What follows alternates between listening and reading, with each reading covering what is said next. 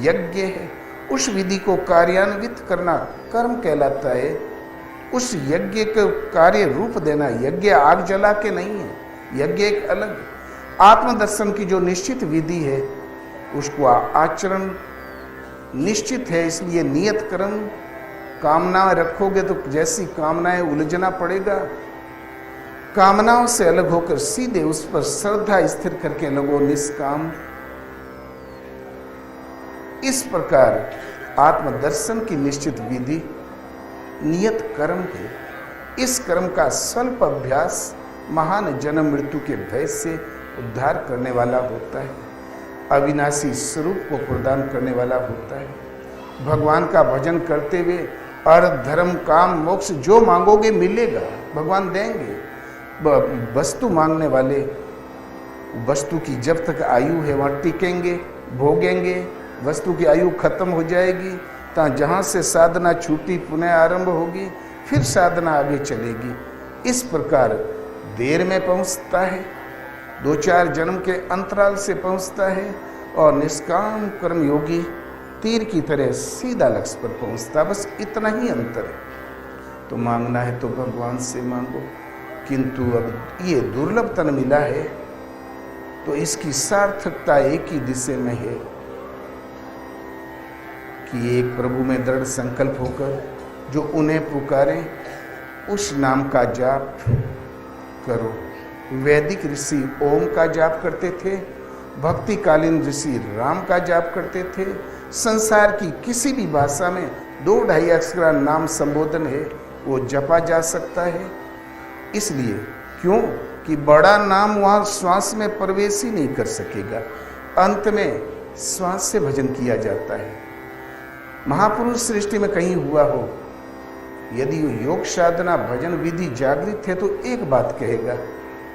अब कुरान देखने को मिली तो बोले मालिक के नाम के बिना एक भी श्वास व्यर्थ जाती है तो मुर्दा है वो मृतलोक की लड़ी कड़ी है। आपके महापुरुष कहते हैं श्वास श्वास पर नाम कहो, वृथा श्वास जनि खोए, न जाने ही श्वास की आवन हो या न होए।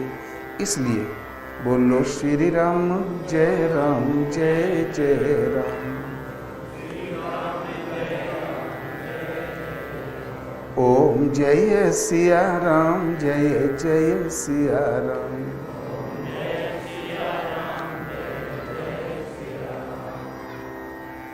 भगवान ने कहा नारद से, नारद जी ने खोद दिया, भगवान आप तो अधम उदाहरण है, पाप का निवारण करने वाले हैं और संसार पापियों से भरा हुआ है, अधमों की कतार लगी है, आप उद्धार क्यों नहीं करते? बोले नारद तुम एक पापी एक अधम सबसे गया गुजरा आदमी ले आओ तो मैं उद्धार कर दूंगा। नारद दौड़ पड़े, बोले अधमों की कहाँ कमी, जितने उलट फेर करने वाले सब पापी तो हैं।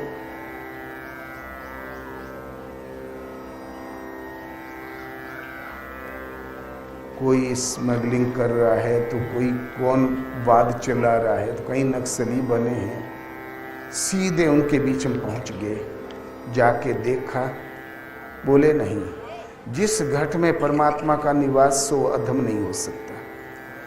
ममई वांसो जीव लोके जीव भूते सनातन मने षष्ठानि इंद्रियाणि प्रकृति स्थानी करिष्यति।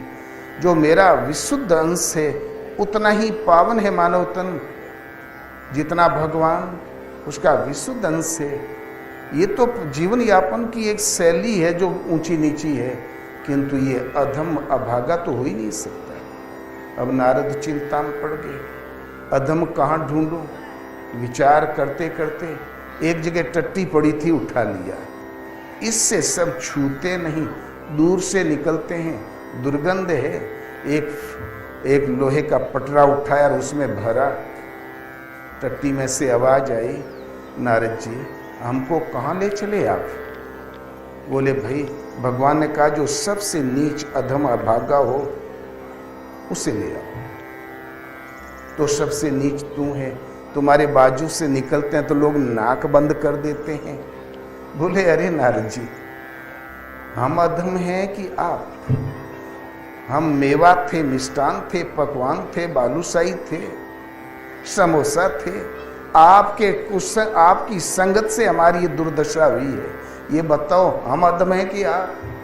जिसका हमने परवरिश किया, जिसको खून पानी की रस की वृद्धि की जिनके शरीरों में, आज आपके संगत से हम ये टट्टी कहलाते हैं। हम अधम की आप? तो नारद ने प्रणाम किया, भगवान को बढ़ गए आगे।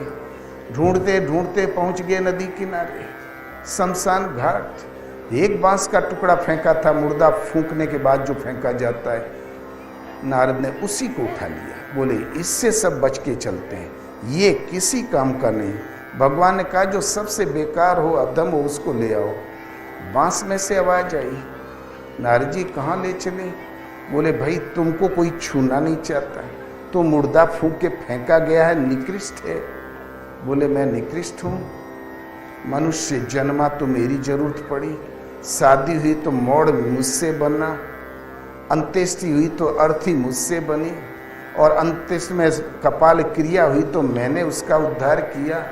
अपने रेत से को इस मनुष्य की मानव की सेवा में हमने लगा दिया। मैं अधम हूँ? अपना तन तक जला डाला परोपकार में, मैं अधम हूँ? बस नारद सीधे लौट के पहुंच गए भगवान के यहाँ। नारद लाए किसी अधम को? बोले हाँ प्रभु ले आए। वो कहाँ है? बोले हम ही हैं सबसे अधम और कोई नहीं।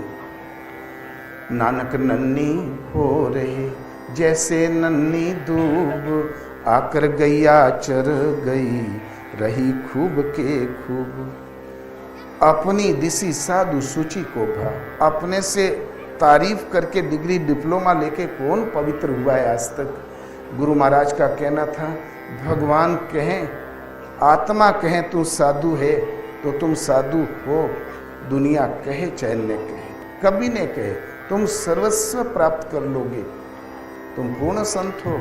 और भगवान ने कहे दुनिया फूल बरसावे किंतु तुम्हें रोने को आंसू नहीं मिलेंगे। इसलिए ज्ञान तखत संतोष बिछौना, अपने पियवा रिझाए लियो, अंधेरिया में का करियो। ये सारे अनंत योनि अंधकार है, अवघट घाट है। मनुष्य योनि में प्रकाश से ईश्वरीय ज्योतिर्मय परमात्मा को प्राप्त करने की विधि है। ऐसे इसमें उजेला है। ऐसे दुर्लभ तन को पाके यदि प्रभु को नहीं रिझा लिया, प्रसन्न नहीं कर लिया, तो अनंत योनि तो अवघट घाट, भला वहाँ क्या कर लोगे? वहाँ तो बस ही नहीं चलता। इसलिए बोलो श्री गुरुदेव भगवान की। तो सोई पावन सोई सुभग शरीरा, बोलो सोई पावन सो सुभग शरीरा, जो तन पाय भजिए रघुवीरा।